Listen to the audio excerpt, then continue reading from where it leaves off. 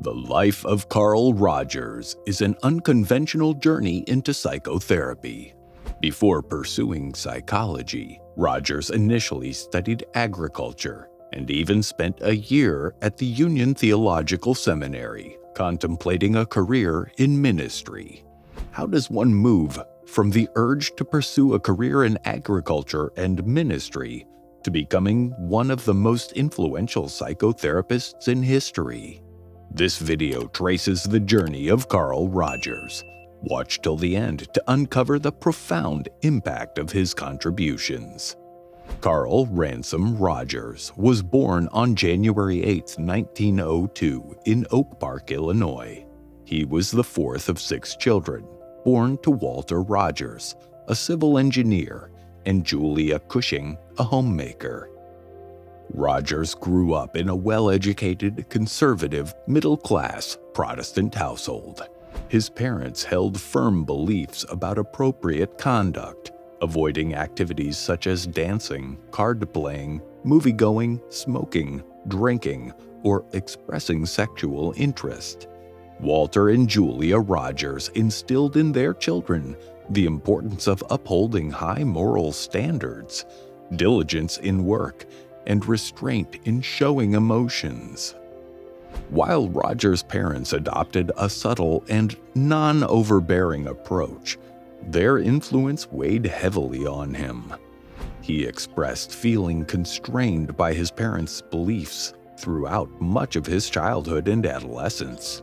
To Rogers, it felt like he was conforming to someone else's perspective of the world. This would later fuel his rebellion against the restrictions imposed by his parents as he grew older. Despite having 5 siblings, Rogers frequently experienced loneliness. One contributing factor was his perception that his parents favored one of his older brothers, sparking significant competition between them. As an adult, Rogers recalled numerous childhood memories where he endured his brother's teasing.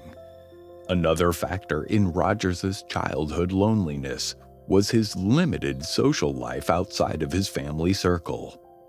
Describing himself as shy, solitary, and often lost in fantasy, Rogers turned to books at a young age, devouring literature, including dictionaries and encyclopedias. This solitary pursuit fostered discipline, independence, resilience, and shaped his unique way of thinking over time. At the age of 12, Rogers' family relocated from the suburbs to a rural farm setting. There they tended to sheep, pigs, and cows. Rogers eagerly absorbed the books on agricultural science his father brought home, cultivating a deep fascination with the subject. His newfound knowledge, coupled with his aptitude for independent farm work, ignited a passion for science within him. Rogers excelled academically, demonstrating his keen intellect and curiosity. During one notable period, he devoted several months to observing, capturing, and breeding a particular species of moth found in the woods. As his father employed modern scientific techniques in farming, Rogers gleaned invaluable lessons in studying individual variables, establishing control groups, and gathering and interpreting data. These hands-on experiences laid a solid foundation for his future endeavors as a psychologist, shaping his approach to research and empirical inquiry. After completing high school, Rogers joined the University of Wisconsin-Madison, following the footsteps of his older siblings who had also attended the same college. Initially intending to pursue studies in agriculture, his aspirations took a turn during his junior year at the university. In 1922, at the age of 20, Rogers received an invitation to participate in an international Christian student conference held in China. Over the course of his 6-month journey, he corresponded with his parents, expressing a shift in his religious perspective from fundamentalist to liberal. Attending a seminar titled, "Why Am I Entering the Ministry?" proved to be pivotal, prompting Rogers to forsake his agricultural pursuits. Instead, he resolved to pursue theology and aspire to become a minister. Rogers' parents were dismayed when he shared his evolved religious outlook with them. Nevertheless, Rogers experienced a profound sense of emotional and intellectual liberation upon releasing himself from his parents' doctrinal constraints. He expressed a newfound autonomy in forming his own thoughts, arriving at personal conclusions, and advocating for his beliefs. In 1924, Rogers obtained a bachelor's degree in history from the University of Wisconsin-Madison. Without delay, he proceeded to enroll at Union Theological Seminary in New York City. After 2 years at the seminary, Rogers departed, influenced by the institution's liberal approach to religion and his involvement in various YMCA conferences. These experiences convinced him of the limitations of adhering strictly to a single set of beliefs within a professional field. Instead, Rogers found himself drawn to psychology, particularly after taking a course at Columbia University. Transitioning to the Teachers College of Columbia University, situated across from Union Theological Seminary, he enrolled in the clinical psychology program. Completing his master's degree in psychology in 1928 and his PhD in psychology in 1931, Rogers embarked on a career trajectory that diverged from his religious studies. He joined the staff at the Society for the Prevention of Cruelty to Children in Rochester, New York. In this role, Rogers diagnosed and treated delinquent and underprivileged children, contributing significantly to the development of a highly effective child study department. During his tenure at the Society for the Prevention of Cruelty to Children, Rogers faced staunch opposition from the center's psychiatrists. Despite his exemplary contributions, these psychiatrists maintained that psychologists and counselors should not engage in psychotherapy. In 1939, Rogers assumed the role of director at the center. This appointment triggered a campaign by the psychiatrists to oust him. Yet Rogers enjoyed steadfast support from the Board of Trustees. From 1935 to 1940, Rogers delivered lectures at the University of Rochester before transitioning to Ohio State University as a professor of psychology. During his Ohio tenure, Rogers developed and disseminated his perspectives on treating individuals with mental health concerns while also advocating for greater recognition of clinical psychology.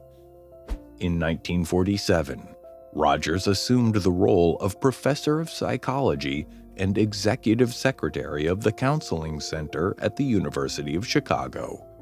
However, his inability to assist a client grappling with severe mental illness precipitated a nervous breakdown. Subsequently, Rogers retreated to seclusion in a cabin for 6 months to recuperate. Upon his return to the university, he sought therapy himself, eventually regaining his equilibrium, motivation, and self-assurance. From 1957 to 1963, Rogers served as a faculty member at the University of Wisconsin. During this period, he authored numerous articles and books, garnering widespread attention for his theories and person-centered therapy.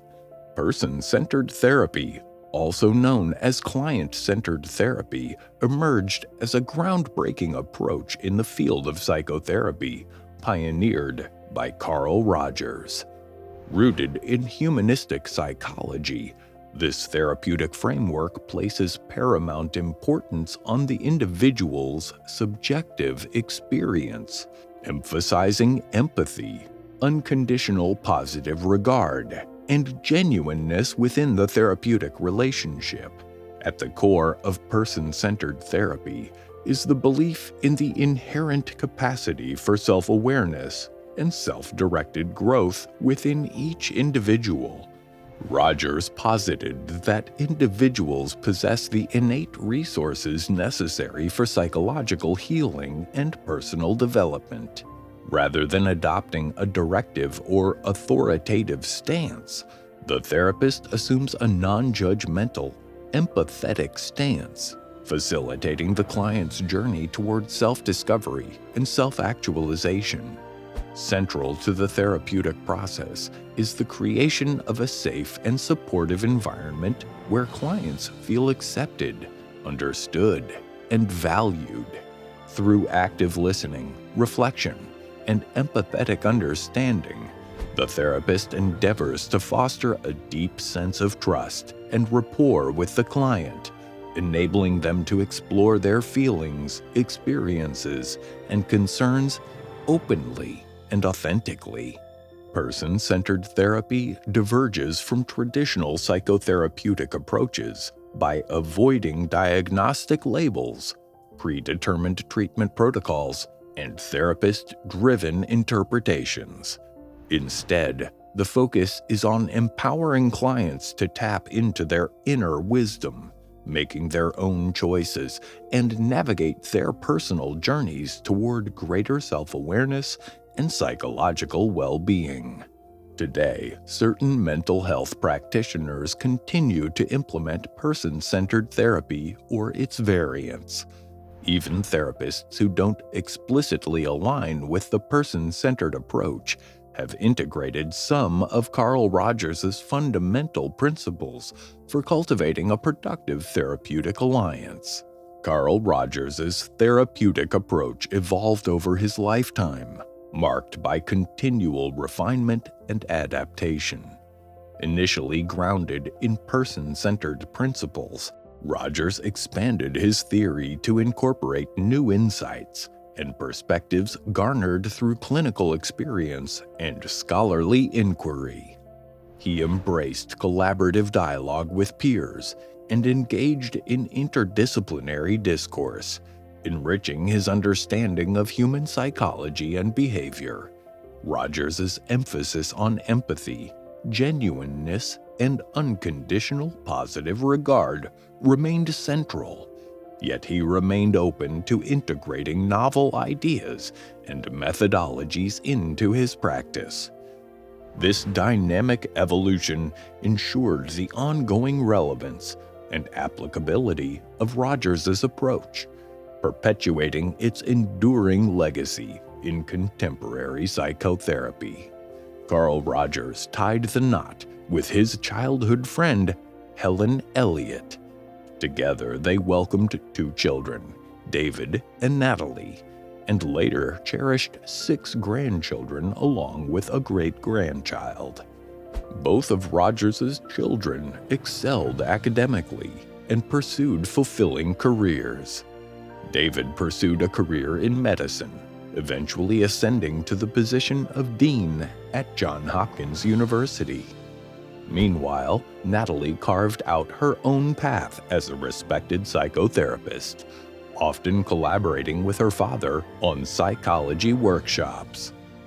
In 1987, Rogers suffered a pelvis injury from a fall, followed by a successful operation.